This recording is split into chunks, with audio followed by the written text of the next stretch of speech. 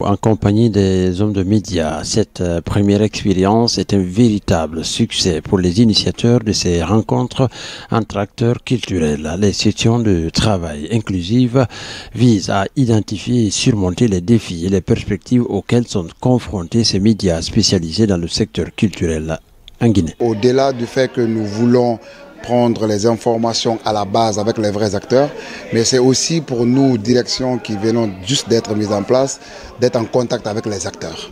Parler avec les acteurs pour leur dire qui nous sommes, qu'est-ce que nous voulons et qu'est-ce qu'on veut faire ensemble avec eux. Il y avait un besoin extraordinaire. Vous savez qu'on a commencé avec la musique, après on a rencontré les acteurs de la mode. Après, on a rencontré les acteurs de l'audiovisuel, le cinéma et tout le monde. Aujourd'hui, on est avec les médias culturels.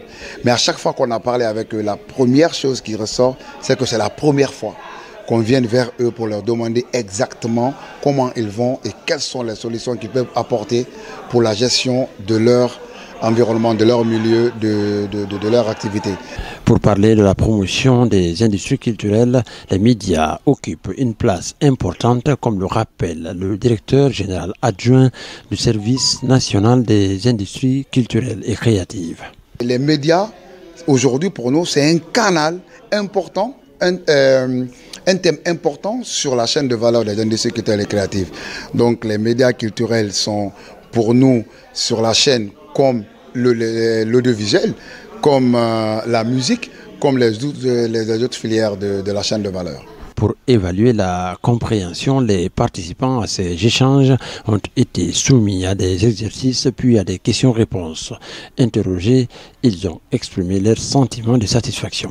C'est important pour nous de comprendre c'est quoi les industries culturelles, quels sont les différents domaines de ces industries culturelles. Donc ça nous permet en tout cas d'avoir un background sur les ICC. Donc c'est pourquoi aujourd'hui nous sommes là. Il y avait beaucoup de choses qu'on ne connaissait pas, mais aujourd'hui on commence à comprendre les différentes étapes de la création, la production, la diffusion, la promotion et toute la chaîne de valeur qui rentre en ligne de compte dans les industries culturelles et créatives. Donc c'était vraiment important pour nous d'assister à cette rencontre. Pour moi, c'est une année d'espoir pour la culture, pour les acteurs, vu tout ce qui est en train de se faire au sein du département, la volonté politique que le chef de l'État, le gouvernement manifeste, mais aussi la dynamique dans laquelle notre ministre vraiment est proche des acteurs culturels, est proche des artistes.